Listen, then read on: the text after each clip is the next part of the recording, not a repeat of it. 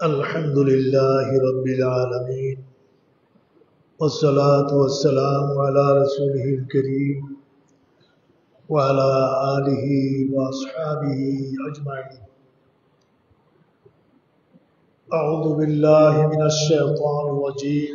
بسم الله الرحمن الرحيم. شهر رمضان الذي أنزل فيه القرآن. صدق الله مولانا العظيم وصدق رسوله النبي الكريم. معزز محترم حضرات मुसल्लियान निज़ाम सामीन इकराम, अस्सलामु अलैकुम व रहमतुल्लाहि व बरकातुहू।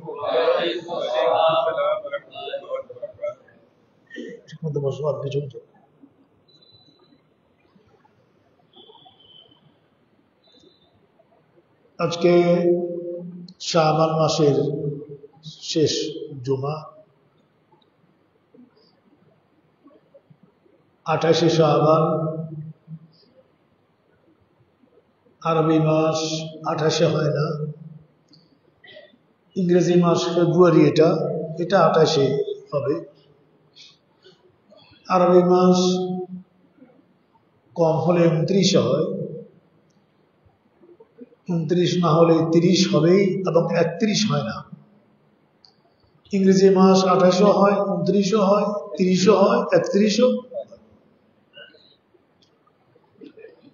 আরবি মাসের গণনা সম্পৃক্ততা এটা চাঁদের সাথে,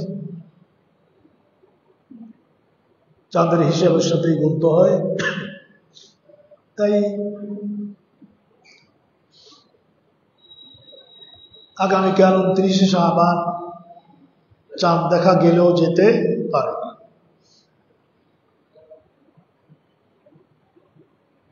আর আগামীকাল যদি চাঁদ দেখা যায় তাহলে আমরা আগামীকালই তারাবি নামাজ শুরু করবো ইনশাআল্লাহ। আগামীকাল দিবাগত রাত্রে আমরা সেহরি গ্রহণ করে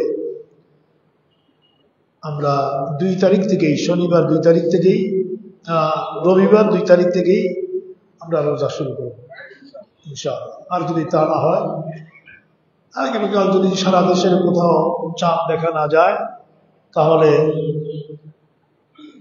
30টা দিন পূর্ণ করে, চাঁদ মাসের 30 দিন পূর্ণ করে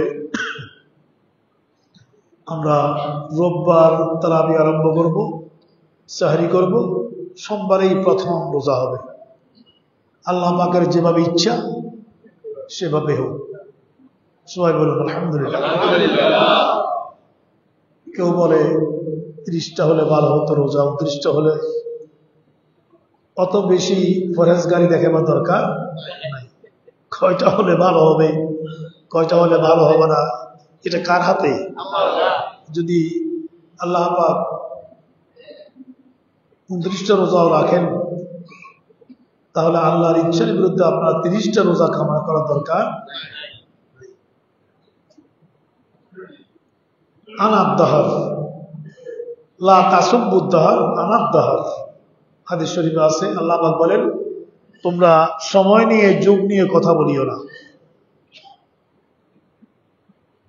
লা তাসুবুদ্দাহর মানে সময়কে তোমরা গালি দিও না। আনাদ্দাহর, সময়ের স্রষ্টা তোমরা না, আমি আল্লাহ। আমি দিনকে রাত করি, রাতকে সুবহানাল্লাহ। সে সময় আল্লাহর পেয়ারা হাবিব ফিল বাহার, এই আয়াত কারীমা আল্লাহর পেয়ারা হাবিব তেলাওয়াত করতেন আসমান দিয়ে তাকিয়ে। আমাদেরও অনেকের আমল আছে।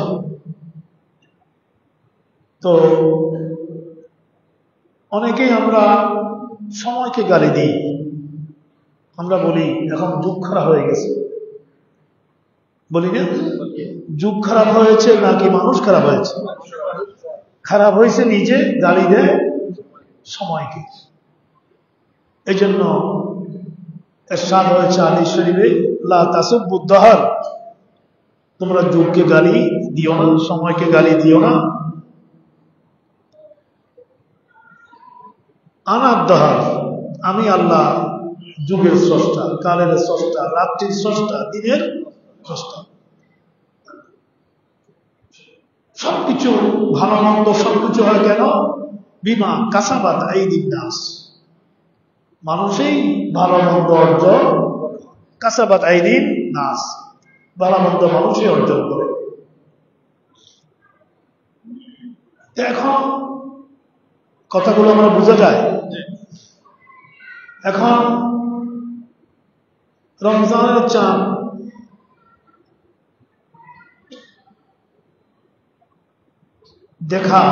দেখার জন্য আল্লাহ নবী নির্দেশ দিয়েছেন। আমাদের দায়িত্ব কি? দেখার জন্য চেষ্টা করা। দেখার মধ্যে একটা আনন্দ আছে না? আসেনি? ছোটবেলাকে স্মরণ করা। হ্যাঁ, গ্রামে আগে ছিল মাঠে গিয়ে, আমাদের যে স্কুলে আমরা পড়তাম সে মাঠে গিয়ে, জমির আইলে গিয়ে, জমির পাশে রাস্তায় দাঁড়িয়ে শত শত মানুষ, হ্যাঁ, আসরের পরে মাগরিবের সময় চাঁদ দেখার জন্য কি মহাবীর আনন্দ। যে প্রথম দেখতো তার চিৎকার, হ্যাঁ, যে প্রথম দেখতে পাইছি। এবং এখনো চাঁদ দেখা সম্পৃক্ত নিউজ যে পত্রিকায় আসে, ছবি যেটা আসে এখনো অনেক পত্রিকায়, প্রিন্ট মিডিয়ায়, সেটাও দেখা যায় কিছু লোক এভাবে, ঠিক না? এটা ঐতিহ্য, আমাদের কৃষ্টি, আমাদের কালচার। এটা যেমন অনাবিল একটা আনন্দ, ঠিক তেমনি এটা শরীয়তের পক্ষ থেকে দায়িত্ব। এখন আমরা আর সে আনন্দ পাই না। আমাদের আনন্দ এখন কৃত্রিমতায় একাকার হয়ে গেছে, মিশে গেছে। কৃত্রিমতা, প্রযুক্তির গোলক ধাঁধায় আমরা আটকে গেছি। আমরা এখন চাঁদ দেখি টিভিতে, টিভির স্ক্রিনে, অথবা এখন আর টিভিও কেউ দেখে না। টিভি এখন আর কেউ, রাত দিন বুড়া বুড়ি, তরুণ তরুণী, স্বামী স্ত্রী, শিশু বাচ্চা থেকে নিয়ে বৃদ্ধ পর্যন্ত কেউ বাকি নেই। এটা এমন এক নেশা হয়ে গেছে। এখন আমাদেরকে মুয়াজ্জিন সাহেবকে একামত দিয়ে বলতে হয়, কাতার সোজা করেন, পায়ে পায়ে মিশিয়ে দাঁড়ান, মোবাইল ফোন বন্ধ করেন, মোবাইল ফোন এটা বলতে হয়। মোবাইল ফোন বন্ধ করেন এ কথা এটা বলার কথা তো কোরআন হাদিসে নাই। এটা একটা বেদাত, এটা একটা বেদাত। কিন্তু এখানে এই বেদাতটা করতে হয়, না হলে মোবাইলের যন্ত্রণায় আমরা কেরাত করতে পারি না। আমাদের মনোযোগ নষ্ট হয়ে যায়, ইমাম সাহেবদের মনোযোগ নষ্ট হয়ে যায়। বলার পরেও মোবাইল ফোন বন্ধ করে না। এখন এই একামতের পরে আল্লাহ রাসূল বলতেন সব বরাবর করো, আরবিতে বলতেন কাতার সোজা করো, সামনের কাতার পুরা করো, কাতারে ফাঁক রেখো না, বিভিন্ন সময়। কিন্তু এখন আমাদেরকে আরেকটা যোগ করতে হলো কি? Mobile phone.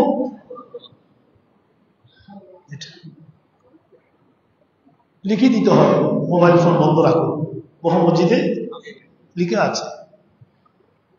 ঢুকার দোয়া লিখা থাকুক বা না থাকুক, মোবাইল ফোন বন্ধ করেন, এটা এখন এটা অপরিহার্য হয়ে গেছে। প্রযুক্তির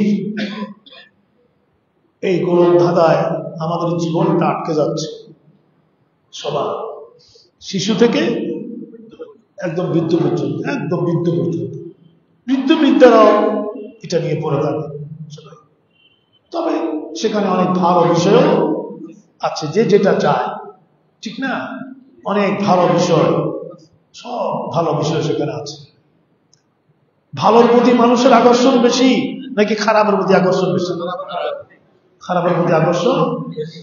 একটা যুবক, একটা উঠতি বয়সের মেয়ে রাত্রিবেলায় যদি সে 1টা 2টা পর্যন্ত মোবাইল নিয়ে চ্যাটিং করে, এগুলো দেখে, এটা বোঝার কোনো কারণ নাই সে হুজুরের ওয়াজ শুনতেছে। এটা বোঝার 1% কোনো কারণও। স্বামী স্ত্রী একসাথে শোয়া, দেখা যায় একজন এদিকে ফিরে শুয়ে আছে, আরেকজন ওদিকে ফিরে শুয়ে আছে, চাদর গায়ে দিয়ে বসে বসে বসে বসে চ্যাটিং করতেছে। এ হলো আমাদের ফ্যামিলি লাইফ, এটা হলো আমাদের পারিবারিক জীবন। তাই ডিভোর্স বেড়ে গেছে, ঠিক না? ভীষণ ডিভোর্স বেড়ে গেছে। আমরাও তো এগুলো বলার জন্য চিন্তা করে আমি আসিনি, এগুলো কথার ফিটে কথা আমি বলছি। আমি চিন্তা করে কথা বলি না, আলহামদুলিল্লাহ। আপনাদের দোয়ার বরকতে আমি 3 ঘন্টা বক্তব্য রাখলেও চিন্তা করে আসতে হয় না। আল্লাহ পাক সাহায্য করে। তো এখন এই ডিভোর্স সংক্রান্ত বিভিন্ন মহামেলাতে আমাদেরকে যেতে হবে হুজুর হিসাবে, যে হুজুর একটু আমার প্রবলেম হয়ে গেছে, আমার ছেলের মেয়ের এটা সেটা, আমরা শুনি। কারণটা কি কোনোদিন আবিষ্কার করতে পারি না। আসল কারণ কোথায় সেটা সামনে আনাও যায় না। সামনে যদি বলে ওরা সারা রাত শুধু চ্যাটিং করে আমার পাশে শুয়ে থেকে, স্ত্রী বলে তুমি করো, যে আমি করিনি। শুধু দায় এড়িয়ে যাওয়া, দায় চাপিয়ে দেওয়া। আর এই যে চ্যাটিং করে, এটা কি ভালো? ভালো চ্যাটিং? এটা ভালো চ্যাটিং না। হয়তো স্বামী পরকিয়া করছে অথবা স্ত্রী পরকিয়া করছে, কিন্তু বললেই ওদের ইগুতে আঘাত লাগে, প্রচন্ড ভাবে ইগুতে আঘাত লাগে। কে বললে? আমি কি আর আপনাদের ঘরে ঘরে থাকি? আপনি না, আপনি বললে। আপনি পিতা বলতে পারছেন না, মা বলতে পারছে না, শ্বশুর তো মোটেও বলতে পারে না, অসহায়। শাশুড়ি বলল তো শাশুড়ির অনেক অপরাধ, কেউ বলতে পারছে না। জগৎ জীবন আমাদের এমনি ভাবে নষ্ট হয়ে যাচ্ছে, এমনি ভাবে নষ্ট হয়ে যাচ্ছে। অথচ নিয়ম কি? আপনি যখন শুইতে যাবেন, স্বামী স্ত্রী যখন শুইতে যাবে, আপনি যখন শুইতে যাবেন, তখন আমার নবীর একটা সুন্নত আছে না? কথা বলেন, আছে কিনা? কি চমৎকার! সুবহানাল্লাহ বলেন। কি সুন্দর সুন্নতে মুস্তাফা সাল্লাল্লাহু আলাইহি ওয়াসাল্লাম, কি চমৎকার, কি সুন্দর। আপনি ওযু করে, ওয়াশরুম ছেড়ে ওযু করে, ওযু করলে মাথাটা ঠান্ডা হয়ে যায় না? ঘুম কেন আপনার আসবে না? ওযুটা বানিয়ে নিন। হতে পারে এটা আপনার জীবনের শেষ ঘুম, কি বলে? হতে পারে না? এরপরে আপনি দরজা জানালা বন্ধ করে, লাইটটা অফ করে আপনি শুতে যান। সূরা ফাতিহা পড়েন, ইস্তিগফার পড়েন, প্রথমে সূরা ফাতিহা পড়েন, কুলিয়া পড়েন, কুল হুয়াল্লাহু 3 বার পড়েন, সূরা ফালাক পড়েন, সূরা নাস পড়েন, দুরূদ শরীফ 3 বার বা 11 বার পড়েন। ফু দিয়ে গোটা শরীরটাকে আপনাকে গান হয়ে রসুলকে চিন্তা করতে করতে আপনি ঘুমে যান। আল্লাহ রসুলের চেহারা, নূর মোবারক চিন্তা করতে করতে আপনি ঘুমিয়ে পড়েন। আপনার স্বামী স্ত্রী নিজেদের সম্পর্ক আছে, সেগুলো আছে, সব যখন সুন্নত মোতাবেক হবে, আপনার রাতটা জান্নাতি রাত হয়ে যাবে। আল্লাহ কবুল করুন, যারা বলেন না আমিন। মনে মনে নিয়ত রাখবেন যে আমি ফজর নামাজ আদায় করবো, তাহাজ্জুদ করলে আরো ভালো। কারণ যদি আপনি ছাড়েন ফজর, হতে পারে আপনার জানাজা জোহর, হতে পারে না? হতে পারে না? তাহলে আপনি পৃথিবী থেকে এমন ভাবে বিদায় নিলেন যে আপনার ফজরের নামাজটা নাই। জানাজার নামাজে আপনার লাভটা কি হবে? জানাজার নামাজ তো ফরজে কিফায়া, আপনার তো ফরজে আমটাই নেই। এগুলো আমাদের জীবন বলিষ্ঠ বিষয়গুলো, মসলা মাসাইলগুলো, এগুলো আমাদের ধারণ করতে হবে। যাক, কথায় ছিলাম কি? চাঁদ দেখা নিয়ে আল্লাহ রসুল ইরশাদ করেছেন, তোমরা চাঁদ দেখে রোজা রাখো, চাঁদ দেখে রোজা ভাঙো। এটা সিহাসিত্তার বিভিন্ন হাদিসে আছে, চাঁদ দেখে রোজা রাখো, চাঁদ দেখে রোজা ভাঙো। তো আল্লাহ রসুল নিজে চাঁদ দেখতেন। সুবহানাল্লাহ বলেন। রসুল চাঁদ দেখতে হয়, যে চাঁদ রসুলের দিকে তাকিয়ে আছে। জোরে বলুন আল্লাহু আকবার। চাঁদ তো রসুলের দিকে তাকিয়ে থাকে। কোন সময় আঙ্গুল তুলে দুটুকরো হয়ে যাও, আমি দুটুকরো হয়ে যাব। চাঁদের আলো তো রসুলের নূর থেকে, ঠিক না? চাঁদের আলো নবীর নূর থেকে, সূর্যের আলো নবীর নূর থেকে। এই জন্য আল্লাহ পাক রসুলকে বলেছেন, ও নবী আপনি হচ্ছেন সিরাজাম মুনীরা। আল্লাহ রসুল বলেছেন সিরাজাম, সিরাজ মানে আল বাতি, আপনি এমন বাতি মুনীরা যেটা নূরে নূরান্বিত, যেটা নূরে নূরান্বিত। সেই নূর থেকে সমগ্র পৃথিবী সৃষ্টি। কুল্লুল খালায়েকে মিন নূরি আনা মিন নূরিল্লাহ, আমি আল্লাহর নূর থেকে, আর স্রষ্টার গোটা সৃষ্টি আমি রসুলের নূর থেকে। একসাথে বলেন সুবহানাল্লাহ। এই জন্য আপনি রসুলকে যত ভালোবাসবেন ততই আপনার কলবে নূর এসে যাবে, কলব আলোকিত হবে, কলব জাগ্রত হবে, কলব শক্তিশালী হয়ে যাবে। রসুল যখন চাঁদ দেখতেন, তখন একটা দোয়া আছে, আমার সাথে পড়েন, আল্লাহুম্মা আহিল্লাহু আলাইনা বিল আমনে ওয়াল ঈমান ওয়াস সালামাতি ওয়াল ইসলাম। আল্লাহ তুমি এই চাঁদকে আমার জন্য ভালো করে মুদিত করো, আমার জন্য কল্যাণময়ী বানিয়ে দাও। এই চাঁদের উসিলায়, এই চাঁদের আমার জীবন, যৌবন, অর্থ, সম্পদ, জান, প্রাণ, ঈমান, ইসলাম তুমি হেফাজত করো। এবং এই চান্দ্র মাসকে এমন করে দাও যেন এই মাসে আমার কোনো দুর্ঘটনা না হয়, অসুখ বিসুখ না হয়, ব্যাধির আক্রান্ত না হই। আল্লাহ এভাবে এই উদিত চাঁদকে আমার জন্য কল্যাণময় করে দাও। সুন্দর না? কিছু কথা বলেন না, সুন্দর না? কি চমৎকার, কি চমৎকার। এগুলো মেনে চললে আপনার মনও ভালো থাকবে, স্বাস্থ্য ভালো থাকবে, স্বাস্থ্য ভালো থাকবে, মনও ভালো থাকবে। ইসলামের প্রতিটি ইবাদতের সাথে স্বাস্থ্যের সম্পর্ক আছে, নামাজের সাথে আছে, রোজার সাথে আছে না, রোজার সাথে স্বাস্থ্যের সম্পর্ক আছে। তো এই দোয়াটা আমরা পড়বো হাত তুলে, চাঁদ দিয়ে তাকিয়ে। বাঁকা চাঁদ কে তুলেছেন? কেউ পারবে? কোন বিজ্ঞানী পারবে? চাঁদে যেতে পারবা?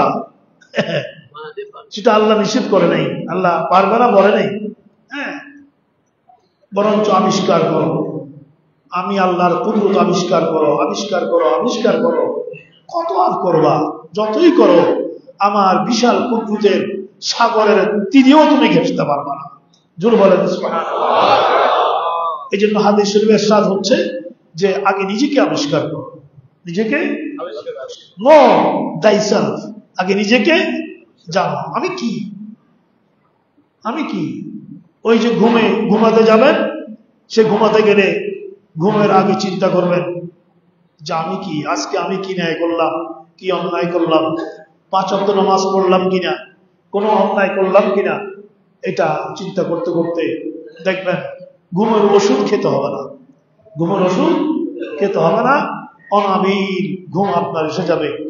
আর যদি তাহাজ্জুদের নামাজের সময় উঠে যান, ফজরে উঠে যান, তাহাজ্জুদের সময় যদি উঠে যান, মনে করবেন আপনি উঠেন নাই, আল্লাহ উঠিয়ে দিয়েছে। ঠিক কিনা? আল্লাহ আবার উঠিয়ে দিয়েছে। আল্লাহ আমাকে বলছে, বান্দা আর ঘুমাইও না, উঠো, একটু আমাকে সেজদা করো। খুশি হয়ে যাবে কে? একসাথে হাত তুলে বলো, কে খুশি হয়ে যাবে? হাত তুলবেন যে আল্লাহ খুশি হয়ে গেছে। এটাকে বলা হয় শাহাদাত। শাহাদাত, শাহাদাত মানে আল্লাহর জন্য সাক্ষী দেওয়া। আল্লাহর জন্য। এটা হাত তাহিদের সময় উঠাতে হয় না?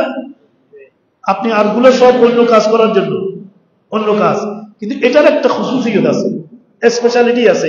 আত্মাহিত করার সময় আশহাদু আল্লা ইলাহা ইল্লাল্লাহ করতে হয় না? করতে হয়। এই জন্য এটা দিয়ে আল্লাহর সাক্ষী, এই আঙ্গুলটা আল্লাহর ওয়াহদানিয়তের, একাত্মবাদের সাক্ষী দেয়। জোরে বলুন সুবহানাল্লাহ। আপনারা মনে করছেন হুজুর বোধহয় নিজের বক্তৃতা জমাবার জন্য আমাদেরকে হাত তুলেছে। না, আমার বক্তব্য জমাবার জন্য হাত তুলে নেই, আঙ্গুলটা তুলেলাম, এটা শাহাদত আঙ্গুল, আমার আল্লাহর স্রষ্টার সৃষ্টি, স্রষ্টার ওয়াহদানিয়ত, একত্ববাদের সাক্ষ্য দেওয়ার জন্য। জোরে বলেন সুবহানাল্লাহ।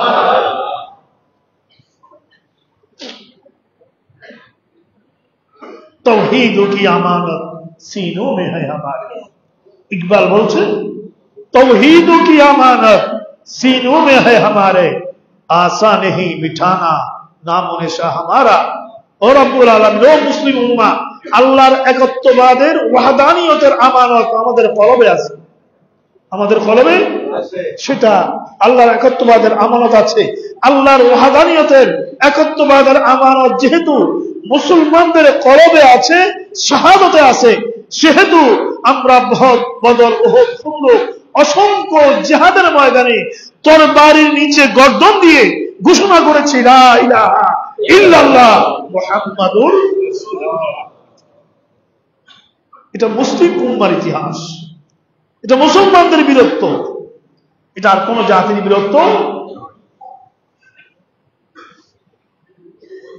অমুসলিমদের তরবারির আঘাতে শরীর থেকে শির বিচ্ছিন্ন হয়ে পড়ে গেছে, কিন্তু জুবান দিয়ে তখন ঘোষণা হচ্ছে লা ইলাহা ইল্লাল্লাহ মুহাম্মাদুর রাসূলুল্লাহ। কি জাতি আমরা, কি জাতি! তাই চাঁদ দেখবেন এভাবে, মনে থাকবে? আপনাদের সুবিধা আছে, ছাদে উঠে যাবেন, ছাদে উঠে চাঁদ দেখবেন। দোয়াটা আরবিতে না পারেন বাংলায় পড়বেন। আল্লাহ বাংলা বুঝেন? সমস্ত ভাষার স্রষ্টাকে, ভাষার স্রষ্টা মানুষটা। সবার ভাষা আছে, গরুরও ভাষা, ছাগল, মুরগি, হাঁস, বিড়ালের ভাষা, সবার ভাষা আছে। দিয়েছেন কে? সেটা কোরআনে আছে। ওয়াখতিলাফে আলসিনাতিহি, ওয়াখতিলাফে আলসিনা। আলসিনা এটা লেসানের বহুবচন। বিভিন্ন ভাষাগুলো যে আমি তোমাদের জুবানে তুলে দিয়েছি, এটা আমি আল্লাহর কুদরতের নিদর্শন। পাকিস্তানিদের কোনো অধিকার ছিল না আমাদের বাংলা ভাষা কেড়ে নেওয়ার, ওদের সে অধিকার নাই। আমাদের অধিকার নেই ওদের উর্দু ভাষা কেড়ে নেওয়ার। পৃথিবীর কেউ কারো মায়ের ভাষা কেড়ে নেওয়ার অধিকার নাই। মাইন্ড করছেন? কথা একটা বলে ফেললাম আর কি, এই কথার ভিতরে বহু কথা আছে। ওয়াখতিলাফে আলসিনাতিহিম, বান্দা তুমি যে কথা বলো সেখানে গবেষণা করে দেখো এই কথা তুমি কিভাবে বলছো। এখানে আমি কি মাইক্রোফোন দিয়েছি, এখানে আমি কি যন্ত্র দিয়েছি। তোমার মুখের ভিতরে দাঁত, জিহ্বা, গোশত, মাংস এগুলো না আছে, কোন যন্ত্র তো সেখানে ফিট করে নেই। আবার তুমি আরবিতে, ইংরেজিতে, বাংলাতে, আঞ্চলিক ভাষা, বিভিন্ন ভাষায় তুমি কথা বলো।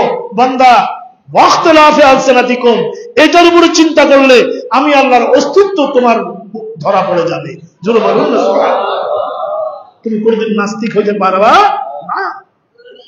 নাস্তিককে আমি যে জুবান দিয়েছি সেই জুবানেই খরচ করেই সে আমাকে অস্বীকার করছে। ফাবে আইয়া আলাই রাব্বিকুমা, সূরা রহমানের ভিতরে আল্লাহ পাক এই ফাবে আইয়া আলাই রাব্বিকুমা তুকাজ্জিবান 31 বার এনেছে। তোমাকে আমি এটা দিয়েছি, তুমি কি করে আমাকে মিথ্যা প্রতিপন্ন করছো? তোমাকে আমি এটা দিয়েছি, ফাবে আইয়া আলাই রাব্বিকুমা তুকাজ্জিবান, তুমি কি করে আমাকে মিথ্যা প্রতিপন্ন করছো?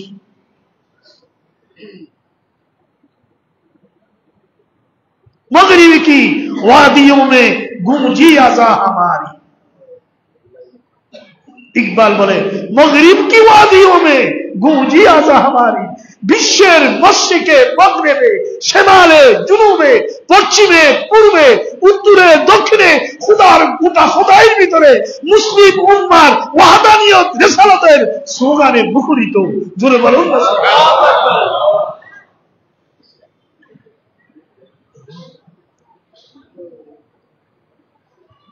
এরপরে আমাদের দায়িত্ব হলো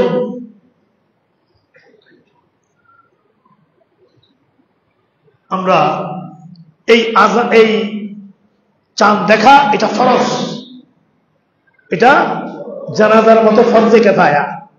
ফরজে দুইজন ইমানদার মুসলমান দেখলেই হেলাল কমিটি নিশ্চিত হবে এবং সিদ্ধান্ত দিয়ে দেবে, দুইজন ইমানদার মুসলমান। কিন্তু কেউ না দেখলে ফরজ তরকের কারণে সবাই গুনাহগার। জানাজা 4-5 জনে পড়লো আমাদের পক্ষ থেকে আদায় হয়ে যাবে, এটা ফরজে কিফায়া বলে, কিন্তু ফরজ। কিন্তু কেউ যদি কোনো মুসলমানের জানাজা কেউ না পড়ে, সবাই সমাজের সবাই গুনাহগার হবে। এটা কেউ না দেখলে চাপ, সবাই গুনাহগার হবে, এটা ফরজে কিফায়া। এরপরে আমাদের প্রস্তুতি তারাবির নামাজের জন্য। আলহামদুলিল্লাহ।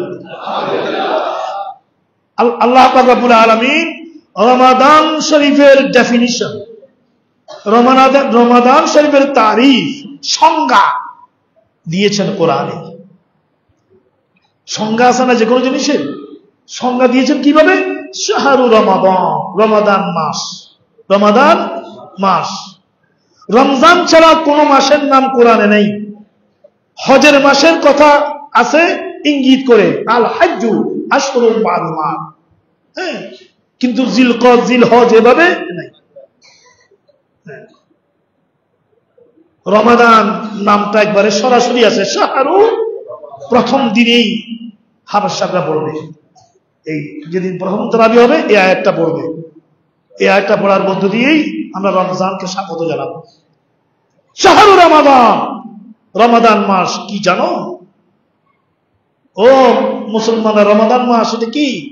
এটাতে রোজা দিয়েছি তা না, ইফতার দিয়েছি তা না, এটাতে সাহারি দিয়েছি তা না, লাইলাতুল কদর দিয়েছি তা না। রমাদান মাস কি? উনজিলা ফিহিল কোরআন, যে মাসে আমি কোরআন দিয়েছি।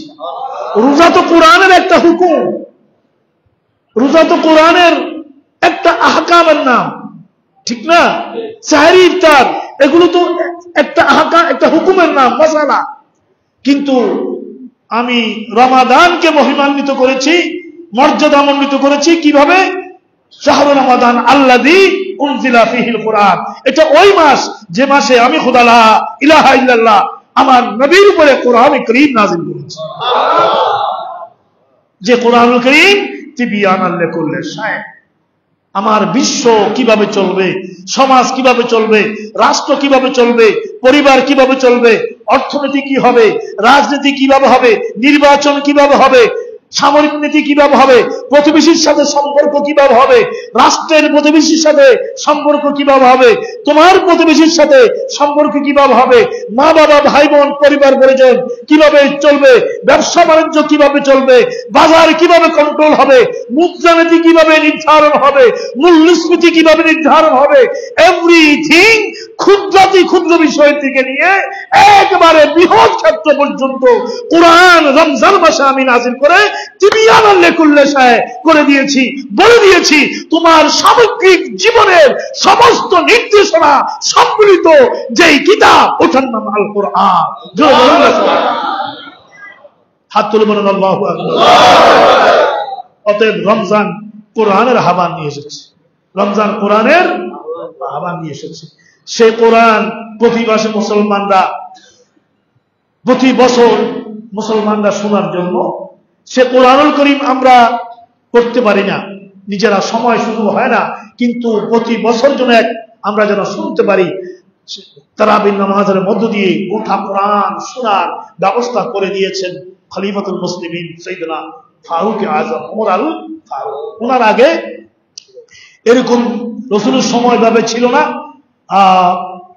আবু বকর সিদ্দিকের সময়, আবু বকর সিদ্দিকের 2 বছর 3 মাসের খেলাফত আমল এভাবে ছিল না। ওমর আল ফারুকের খেলাফত আমলে উনি এক মসজিদ নববী শরীফে এসে দেখলেন সবাই তারাবির নামাজ পড়ছে, কেউ দুজনে, কেউ তিনজনে, কেউ একা, কেউ বসা, কেউ দাঁড়ানো, কেউ রুকুতে, কেউ সিজদায়, একটা বিচ্ছিন্ন বিক্ষিপ্ত। উনি দেখে উনি যে এটা এরকম কেন হবে, উনি সবাইকে বললেন কাতার বন্দী হোক। কি হোক? কাতার হয়ে যাও, সবাই এভাবে চলবে না। ফারুক আজমের আমলে এসে নবীর জমানা ভাবে ছিল না, আবু বকর সিদ্দিকের জমানা ভাবে ছিল না, এভাবে সবাইকে কাতার বন্ধ করে দিয়ে সাহাবায়ে কেরাম থেকে একজন বড় কারিউল কুরআন, যার কেরাত খুব সুন্দর ছিল, হযরত উবাই বিন কাব, যিনি ঘরে বসে কোরআন পড়ছেন, রাসূল বাহির থেকে শুনতেছে। বলুন না সুবহানাল্লাহ। রাসূল বাহির থেকে শুনতেছে। যখন কোরআন পড়া শেষ হলো, রাসূল বললেন, উবাই বিন কাব, এদিকে আস, এদিকে আস। তোমার কেরাত বড় সুন্দর, তোমার কোরআন বলো। ইয়া রাসূলুল্লাহ, আপনি কি শুনেছেন আমার তেলাওয়াত? ও উবাই বিন কাব, আমি কি একা শুনেছি? আল্লাহ সহ শুনেছি। আমার আল্লাহ, ইয়া রাসূলুল্লাহ, যদি আমি জানতাম যে আপনি আমার তেলাওয়াত শুনতেছেন, আপনার কদমে আমি কুরবান হয়ে যাই, আমি মৃত্যু পর্যন্ত তেলাওয়াত বন্ধ করতাম না।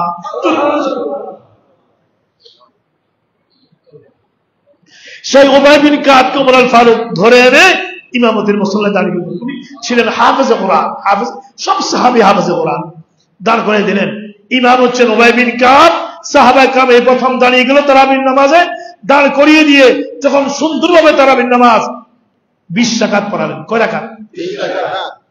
আজকাল 8 রাকাত পড়তেছে, আছে না? এই শুরুতে ওমর আল ফারুক এই নামাজ এটা 20 রাকাত পড়িয়েছে। সমস্ত হাদিস শরীফ সাক্ষ্য। কি করব, যার 8 রাকাত না পড়লেও কি করব? 8 রাকাত না পড়লেও কি করব? হ্যাঁ, এক লোককে ঘরে হুজুরকে দাওয়াত দিছে, হুজুরে বলতেছে, তুমি সাহেবের দাওয়াতকে বলতে তুমি ফজরের নামাজ পড়ছো? বলছে হুজুর পড়ছি। মিথ্যা কথা বলে। কয় রাকাত পড়ছো? বলছে 10 রাকাত। কয় রাকাত? 10 রাকাত। পিছন থেকে বিবিএ দেখায়, হ্যাঁ, হে মানে না। তো হুজুর তো বুঝতে পারছে সে পড়ছে কি পড়ে নাই। পরে হুজুর চলে গেছে, বিবি বলতেছে, তোমাকে আমি দেখাই দিচ্ছি 4 রাকাত, তুমি 10 রাকাত 12 রাকাত কেন বলো? বলো যে হুজুরে 10 রাকাত মানে না, 4 রাকাত মানবে নাকি? 10 রাকাতে তো হুজুর মানতেছে না, 4 রাকাত কোত্থেকে মানবে? তো 20 রাকাত, 20 রাকাতের ভিতরে 8 রাকাত আছে, 8 রাকাতের ভিতরে 20 রাকাত।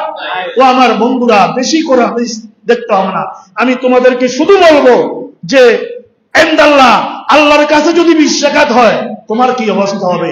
আর আল্লাহর কাছে 8 রাকাত হলে আমার কোনো সমস্যা নাই, আমি 8 রাকাতের ফরজ আদায় হয়ে যাবে, বাকি যে 12 রাকাত না কে আর 12 রাকাত ওটা আমি নফল হিসাবে আল্লাহর পক্ষ থেকে সওয়াব পেয়ে যাব।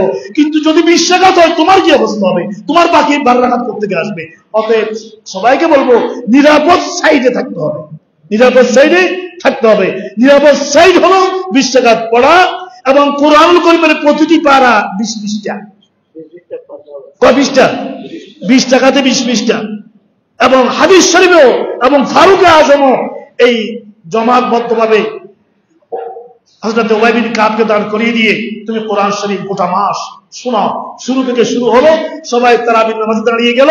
যেই দৃশ্য রাসূলের আমলে এভাবে ছিল না, আবু বকর সিদ্দিকের আমলে এভাবে ছিল না, এই দৃশ্য তারাবির নামাজের মধ্যে দিয়ে করে হযরত ফারুক আজম বললেন, গামাতুল বিদআতু হাযিহি, এই বেদাতটা কত সুন্দর। বলুন না, এটা একটা আমি বেদাত শুরু করলাম। কি শুরু করলাম? বেদাত শুরু করলাম, যেটা নবীর জামানায় ছিল না, আবু বকর সিদ্দিকের জামানায়ও ছিল না। বাট এই বেদাতটা কি চমৎকার। এখানে রাখলাম, বাকি কথা আল্লাহ পাক সারা মাস বলতে পারবো। আগামীকাল আমরা তারাবি পড়ি বা পরশু তারাবি পড়ি। আমাদের নামাজ 8:15 অবস্থার প্রেক্ষিতে এদিক সেদিক হবে, হতে পারে 8:15 নামাজ। আপনারা ইফতার করে একটু রেস্ট নিয়ে 8:15 8টার আগেই মসজিদে চলে আসবেন। সবে কদরে আমাদের তারাবি আখেরি মোনাজাত হবে। 5 দিন না তারাবি, 6 দিন না তারাবি, কোনো দরকার নেই। হ্যাঁ, হবে না আমি বলি নেই, ওদিকে যাবেন না। সবে কদর তারাবি শেষ হবে, নিয়ত করে সবাই মসজিদে চলে আসবেন। আপনাদের সবাইকে আল্লাহ রাসূলের পক্ষ থেকে মাহে রমজানের শরীফে এই তারাবির নামাজে আমি দাওয়াত করলাম সবাইকে। আমাদের হাফেজ মনিরুদ্দিন, আমাদের পেশিবাব, খুব মেধাবী সে, এবং আমাদের হাফেজ সাহেব অত্যন্ত চমৎকার কোরআন শরীফ পড়ে। ভালো লাগবে আপনাদের ইনশাআল্লাহ।